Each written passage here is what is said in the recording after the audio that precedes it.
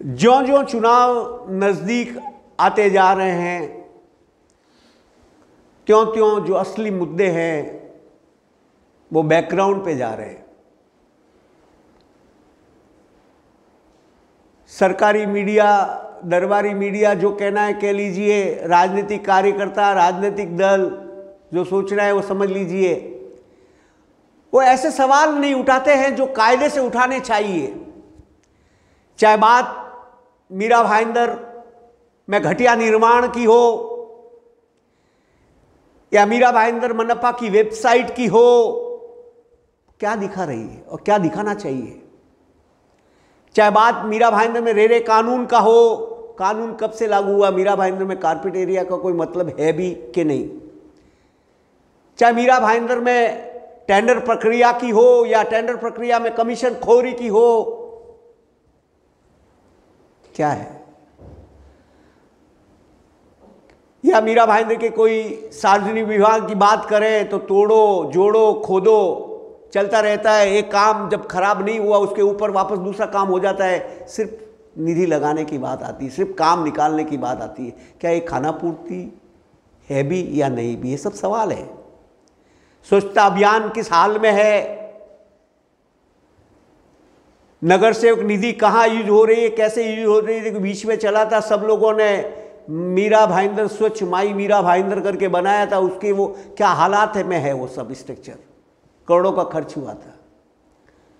पानी वितरण व्यवस्था कैसी है, पानी का जो एग्रीमेंट है उसके हिसाब से अगर पानी आता है तो पानी की किल्लत आनी ही नहीं चाहिए।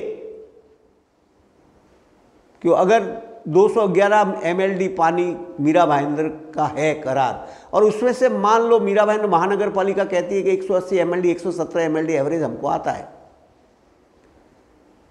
तो 1 MLD पानी में 7,500 लोगों को आराम से मिल सकता है। 10 लाख लीटर पानी होता है और एक आदमी को लगता है 150 मिनिमम 160-50 लीटर पानी, तो 12-13 लाख आबादी के लिए पर्याप्त होता है। लेकिन जहाँ देखो जिधर देखो कहीं ना कहीं किल्लत की रोज़ खबरें आती रहती है, तो पानी जाता कहाँ है या उतना आता भी है कि नहीं आता है, ये सवाल है सब।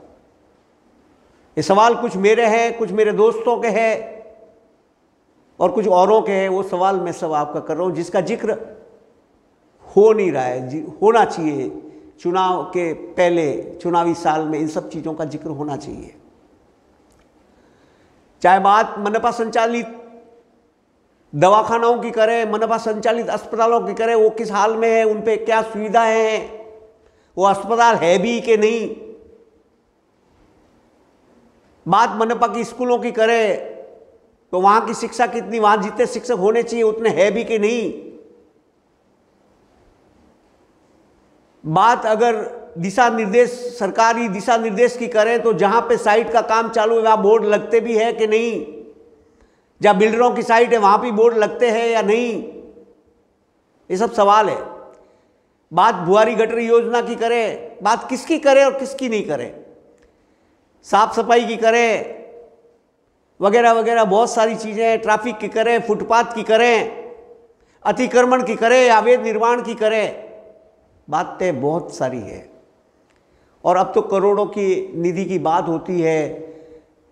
पिछले 3-4 महीने पहले गीता जैन जी का एक प्रेस कॉन्फ्रेंस हुआ था, उनमें उन्होंने 3,000 करोड़ के अप्रोक्सीमेटली निधि लाने की बात की। वर्तमान में प्रताप सरनाईक साहब ने 3,000 करोड़ निधि की बात की। तो ऐसे इतने पैसे मीरा भाईंदर को 6,000, उसके पहले भी कई लोगों के, कई जनप्रतिनिधियों की निधि, तो उसके निधि के अनुसार काम होता भी है कि नहीं, और होता है तो किस स्तर का होता है, ये सब सवाल है। इनके जवाब मिलते नहीं। कोशिश करते हैं पूछने की, लेकिन जवाब प्रॉपर वे में कभी मिला ही नहीं। लेकिन आज बात करेंगे हम BSPUP योजना की। BSPUP योजना साल 2009 में कांग्रेस के राज में मनमोहन सिंह जी के प्रधानमंत्री के काल में शुरू हुई मीरा भाईंदर में। 2,000-4,000 घरों के लिए, जितने लोगों के लिए योजना तैयार हुई, उनको किराए पे मकान, छोटी सी खोलियां टाइप दी गई। और इस योजना की लागत जितनी थी आज कितना गुना बढ़ गई। लेकिन आज 2009 के बाद 14 साल होने को आए, जितने लोगों के लिए ये योजना बनी, जितने लोगों को सपने दिखाए गए, उसमें से कितने % लोगों को घर मिला? बहुत मुश्किल से 15-20% लोगों को घर मिला है। बाकी सपने आगे के आगे बढ़ते जा रहे हैं। अब तो प्रताप सरनाईक साहब ने अधिवेशन में मुद्दा उठाया और बाकायदा मुख्यमंत्री साहब ने इस पे अपना व्यक्तित्व दिया और उन्होंने किया कोशिश करेंगे कोई भी हालत में 2000 लोगों को घर देना जो योजना के अंतर्गत आते हैं, हमारा काम है, हम इसे पूरा करेंगे, कोई भी योजना लगा के उनको देंगे। एक सपना आगे दिखाया गया, वो कब साकार होता है ये अलग बात है, लेकिन ये विधानसभा में बोला गया है, मुख्यमंत्री साहब का स्टेटमेंट है।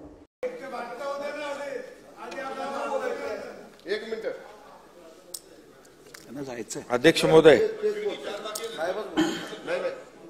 एक मिनिट. सन्मान्य प्रताप सरनाईक यांनी जे मीरा भाईंदर मधल्या 2000 घरांच्या संदर्भामध्ये जो मुद्दा या ठिकाणी उपस्थित केलाय त्या बाबतीत मंत्री महोदयाने उत्तर दिलंय. त्यामध्ये जे बोगस आहेत त्यांच्या बाबतीमध्ये देखील ईओडब्ल्यू तपास करते आहे. त्यांचे पूर्ण कागदपत्र, वीज बिल, रेशन कार्ड, महापालिका प्रॉपर्टी टॅक्स, पाणीपट्टी सगळं बघितलं जाईल. बोगस जे आहे त्यांना यादीतून बाहेर काढलं जाईल आणि पात्र लाभार्थ्यांना जी मोफत घरं देय आहेत ती दिली जातील. त्याचबरोबर त्यांचं जे एक जे 2000 जी घरं आहेत त्यांना आपल्याला बीएसयूपी योजना बंद झाल्यामुळे ते थोडंसं त्यांचं 2000 लोकांचा प्रश्न निर्माण झालेला आहे. तर आपण जो प्रस्ताव आहे महसूलकडे पाठवलाय, महसूलची एनओसी घेऊन यामध्ये समजा एखादा त्यांचं म्हणणं आहे की पीपीपी मॉडेलवर आपल्याला क्लस्टर किंवा पीपीपी मॉडेल जे काय असेल, शेवटी 2000 लोकांना घरं देणं ही आपली जबाबदारी आहे आणि त्यामुळे एनओसी त्यांची घेतल्यानंतर मग कुठल्या पद्धतीने आपण तिथे त्यांचं जे काही निर्णय घेता येईल, क्लस्टर देखील आपण तिथे आता सुरू करतोय आणि किंवा कोणी तयार होत असेल पीपीपी मॉडेलवर घरं बांधून देण्याला, त्या बाबतीत देखील शेवटी शासन नियमानुसार कारवाई त्या ठिकाणी करेल आणि 2000 घरं जे आपले नागरिक आहेत त्यांना वाऱ्यावर सोडलं जाणार नाही, त्यांना न्याय दिला जाईल. केळकर साहेब. बीएसपी योजना को लेकर कई घोटाले की बात चल रही है, भ्रष्टाचार के कई केस चल रहे हैं, अखबारों में लगातार ये खबरें प्रकाशित होती है. मेरे मित्र 2-3 पत्रकार दोस्त भी लगातार इसमें कवर कर रहे हैं, जिसमें नवभारत टाइम्स के अमित तिवारी जी है वगैरह, वो कर रहे हैं रेगुलर, इसको कवर कर रहे हैं खबर को. वो खबरें भी हम दिखाने की कोशिश आपको कर रहे हैं.